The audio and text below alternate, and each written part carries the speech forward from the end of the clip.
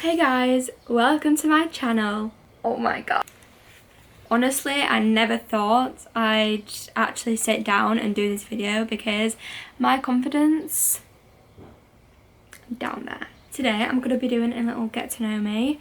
I'm going to be reading off my iPad because I wrote everything down, and yeah, let's get into it. So, if you don't know, hi, my name is Susanna. I was born on the 3rd of July 2009. I'm currently 16 years old. I'm about to turn 17. So, I have a really close family that I love very much. I've got a mum, a dad, a brother who is about to turn 12 as well. Believe it or not, our birthdays are quite literally one day apart. So he was born on the 2nd of July and I was born on the 3rd of July. But I am 5 years older. But growing up hasn't been easy for me, as like your controversial, like childhood memories. Like, I didn't have a childhood like most of the girlies and boys out there have. I went through a bit of a challenge. So I am a type 1 diabetic. It affects 90% of my life. A lot of people don't realise how exhausting it can be mentally and physically. We're thinking, planning, constantly worrying whether I'm gonna be able to, I don't know, have enough insulin for the next day. Wait, no, I need to step back and realise I'm still a 17-year-old, random girl who unfortunately does have diabetes, which genuinely takes over the whole world. Health and my mental health. I did miss a lot of school growing up, especially in primary school. I then in high school ended up missing a good chunk of education. So from year 9 March till late September year 10, I missed all of my high school life. Mentally ill.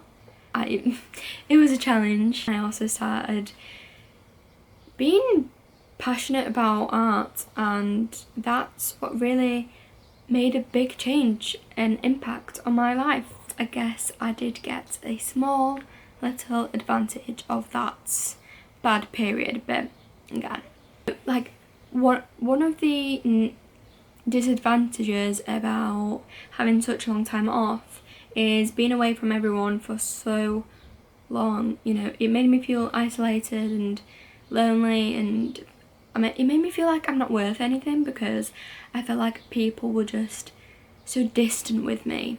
During those years I definitely gained a lot more anxiety. I also do struggle with OCD and really intense anxiety around time. It does sound strange to some people, but if I'm not somewhere by the exact time I've planned in my head, I panic badly. So for example, I'm not at this certain tree by 2:30. Let me just tell you, I will genuinely panic. I will get into a panic attack where I will cry, I will stress, I will run back home. When I say run, I mean run, as if I'm getting chased. I don't understand the science behind it, but I just know that's how it goes. Brain goes into survival mode over time schedules and routines. So you could also say I am a type C person. So even with everything, I've always tried to stay independent. I think because I went through so much time, alone growing up, I had to mature and I had to become someone who learned how to deal with things by myself. So yeah, you could say I am a quite closed person. I do not trust anyone. The only thing that I could ever talk to is my old dog, my best friend, who sadly passed away from cancer. She was the only one I could talk to. I bet there's a lot of other people that can relate. I did have a really good friendship group in high school. It's things changed once college started, and a lot of those friendships slowly faded away, but the majority of the friendships just completely 360 and off we go. So college wise, I am currently finishing my first year of college and about to go into my second and final year of education. I do study BTEC Business, A-level Art and A-level Photography, which I will say, pat on the back for me. Don't pick two creative subjects. I beg you, don't do that to yourself. Which honestly fits me perfectly, but it's only because I am a creative person. Right now, I'd say I really only have one main close friend, which I love her to bits. We've been friends for just over 4 years now. She is in the other group, but we are still very close. I do have people I talk to in lessons, and I do have friends like in lessons, like incredible friends. But outside of college it's just different, you know, they're in their own groups. We don't talk outside of college. I think that's something a lot of people my age secretly experience but don't really talk about, because I don't really see that on TikTok. People talking about the fact that, you know, you might have friends in lessons but you don't have them outside of lessons, which can be a bit daunting and traumatic, but it does also teach you how to be independent, because college is the last step if you don't want to go to uni. So yeah, it does teach you how to be independent, which I guess is good. Alongside college, I also work a part-time job in hospitality, which I hate very much. And one thing I am really proud of is that I also do art tutoring. So at the moment I only have one student, which sometimes, you know, it does make me a little bit upset about, because I wish I could be in the position where I have enough students to quit my part-time job, because art tutoring, it just makes me so bloody happy, like so happy. It's insane, like it's crazy how happy it makes me. But I am trying to remind myself that everyone starts somewhere. Saving as much money as I can, because one of my biggest dreams is to move to Italy. Susanna, you're thinking a bit too much. No. One thing about me, I am a big romanticizer, but also I do believe I am worth way more than I'm getting treated here in the UK. I'm Polish, but I grew up in the UK for my whole life, so yeah. I am meant to be outside of the UK because I hate it here. Yeah, when I turn 18, I do fully want to pursue my art career internationally in Italy. Italy has honestly become such a huge dream of mine. You know, the arts, the architecture, the lifestyle, you know, the culture. It just feels like somewhere my soul belongs in. No, I am meant for Italy. I just know, and I want to succeed that dream by the age of 18.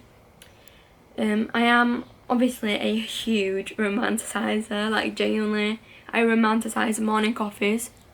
I am a coffee addict. Sunsets, music, car rides, late night editing, rainy days, pretty notebooks, train journeys, taking photos of random little moments, all of it, mugs, cute cutlery, in my own little world, in my own mind, where I've got movies moving around 24/7. One thing people don't know about me is that my dream has always been to become a content creator. So alongside being an artist, I do also want to be a content creator as a little side hustle, because not only does it make you financially stable, but also it gives you so many incredible opportunities. And don't get me wrong, I don't want to be like an influencer as if like I'm a Charlie's. I do love her vlogs and everything, but I don't need that in my life. I don't need that number. I don't need that following number. I just want to be a content creator. I want to really succeed with that dream, and I am hoping to do that within this year, perhaps ever since I was younger, I imagined filming YouTube videos like day in my lives, morning routines, what I eat in the days, art videos. When I was young, because my parents couldn't actually afford a phone and cameras and stuff, I pretended I'm playing a YouTube video in my own brain. So for example, I would have had two Barbies, Ken and Barbie, and I would have just played with it as if I'm like filming a massive YouTube video. Or like when I used to get ready with like the plastic eyeshadows with like the, you know, like the fluffy thingy brush and like put on my eyes, I would have been like, hey guys, get ready with me for the day, and at the end I would have been like, so please follow, like, subscribe. And trust me when I say I'm a YouTuber girly. YouTuber. And this year, for the first time ever, I actually started posting on TikTok and put myself out there because I finally started gaining confidence in myself, which I did already say. And I'm just so proud of myself because, believe it or not, I didn't tell anyone.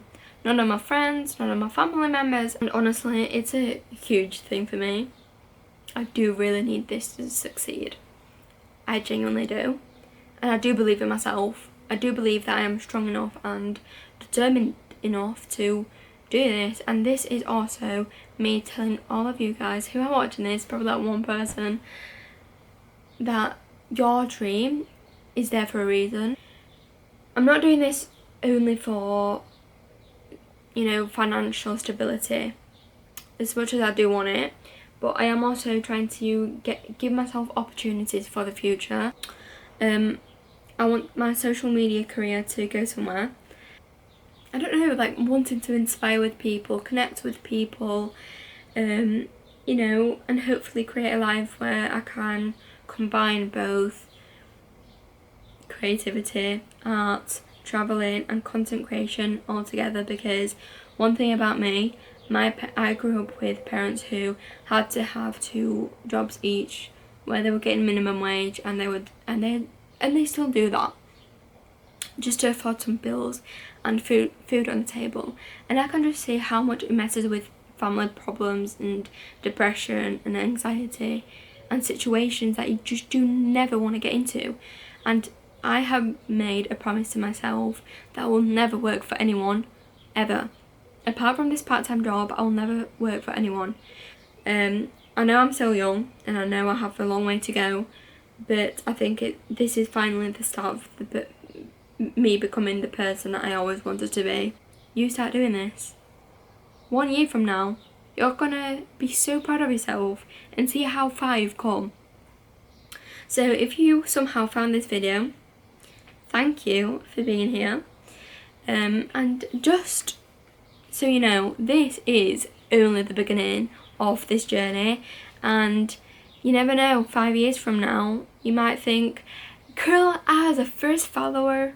So this is me saying, please follow, like, comment, everything. And yeah, thank you so much for watching. I do hope that this video is successful. And yeah, if you've got any other video recommendations, then please go ahead and tell me. But yeah, thank you for watching.